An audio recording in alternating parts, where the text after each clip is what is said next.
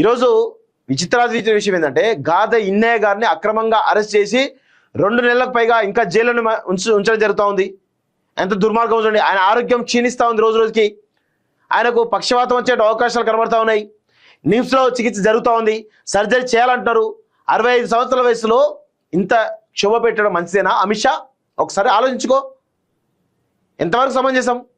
మీరు చేసేటు దుర్మార్గాల కంటే వాళ్ళు చేసేటు, వాళ్ళు ప్రజల కోసం పనిచేసేటువంటి నాయకులు కదా, నిరంతరం ప్రజల కోసం పనిచేసే నాయకులు. సో వాళ్ళని తీసుకుపోయి ఈరోజు ఇంత దారుణంగా మీరు హింసిస్తున్నారంటే మిమ్మల్ని ఏమనాలి? దుర్మార్గులు అనాలి కదా, దుష్టులు అనాలి కదా. గాదె ఇన్నయ్య గారు ఈరోజు ఈ తెలంగాణ రాష్ట్రానికి ఒక ఐకాన్ లాంటి వాళ్ళు. ఆయన ఆరోగ్యం క్షీణిస్తూ ఉంటే ఏం చేస్తున్నావు రేవంత్ రెడ్డి? గాడిదలు వస్తున్నావా? గడ్డి బిక్తున్నావా? నీ ప్రభుత్వం రావడానికి, నువ్వు సీఎం కావడానికి ఆయన లాంటి వాళ్ళ కృషి ఉంది కదా. ఎందుకు మాట్లాడవు? గాదె ఇన్నయ్యను విడుదల చేయాలని చెప్పేసి ఎందుకు చెప్పవు? ముఖ్యమంత్రిగా నువ్వు చెప్పాలి కదా. అమిత్ షాను పోయి కలవాలి కదా, కలిసి ఆయన ఇమీడియట్గా రిలీజ్ చేయని చెప్పాలి కదా. ఎందుకు ప్రయత్నం చేయలేకపోతున్నావు రేవంత్ రెడ్డి? అంటే నీకు అధికారంలోకి రావడానికి గాదె ఇన్నయ్య లాంటి వాళ్ళ కాళ్ళు పట్టుకుంటూ అధికారంలోకి వచ్చిన తర్వాత ఈరోజు ప్రజల కోసం పనిచేస్తూ జైలుకు వెళ్ళినటువంటి గాదె ఇన్నయ్య లాంటి వాళ్ళు మాత్రం పట్టించుకోవా? ఇదెక్కడ న్యాయమని అడుగుతున్నాం. బరాబర్ కేంద్రాన్ని వెళ్ళి అమిత్ షాను పోయి కలువు, రిక్వెస్ట్ చేయి, డిమాండ్ చేయి. నువ్వు ఒక సీఎంగా ఇనిషియేటివ్ తీసుకో.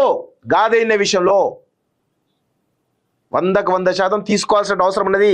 నువ్వు ఇలాంటి వాళ్ళు భిక్ష వేస్తారు ముఖ్యమంత్రి అనే విషయం మర్చిపోవద్దు రేవంత్ రెడ్డి. లొంగుబాటులో మరో మావోయిస్ట్ అగ్రనేత జనజీవన స్రవంతిలోకి జార్ఖండ్ పొలిట్ బ్యూరో సభ్యుడు మిసిర్ బెస్రా అంటూ చూస్తున్నాం. సో ఇప్పుడు మోస్ట్ వాంటెడ్ మావోయిస్ట్ నేత ఎవరు ఉన్నారంటే అది మిసిర్ బెస్రా మాత్రమే. సో ఈయన లొంగిపోవడానికి రంగం సిద్ధమైనట్టుగా తెలుస్తా ఉంది. మరి ఈయన ఏ రాష్ట్రం లొంగుతున్నాడు? మరి తెలంగాణ లొంగుతున్నాడా, జార్ఖండ్ లొంగుతున్నాడా, లేకపోతే కేంద్రం ముందు లొంగుతున్నాడా, మహారాష్ట్ర ముందు లొంగుతున్నాడా? చూద్దాం ఒకసారి.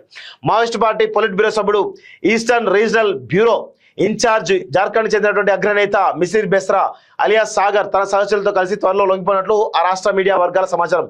ఈ నెల 3న రాంచీ జైల్లో అనారోగ్యంతో మరణించినటువంటి మాజీ పొలిట్ బ్యూరో సభ్యుడు ప్రశాంత్ బోస్ అలియాస్ కిషన్ దా మార్చి 20న సాగర్ పేరుతో రాసిన ఉత్తరం అక్కడి సోషల్ మీడియా సర్కిల్లో చక్కర్లు కొడుతున్నది.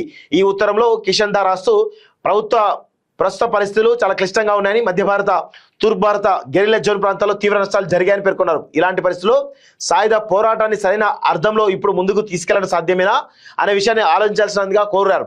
మీరు ఈ అంశాన్ని చాలా సీరియస్గా తీసుకొని కింది స్థాయి క్యాడర్లు సంప్రదించి సముచిత నిర్ణయం తీసుకోవాలని అభిప్రాయపడ్డారంటూ చూస్తా ఉన్నాం. సో మావోయిస్ట్ పార్టీని మార్చి 31 కల్లా మావోయిస్ట్ ముక్త్ భారత్ నిర్మిస్తామని చెప్పేసి అమిత్ షా గతంలో చెప్పడం జరిగింది. ఆ విషయాన్ని కూడా పార్లమెంట్ వేదికగా చెప్పడం జరిగింది.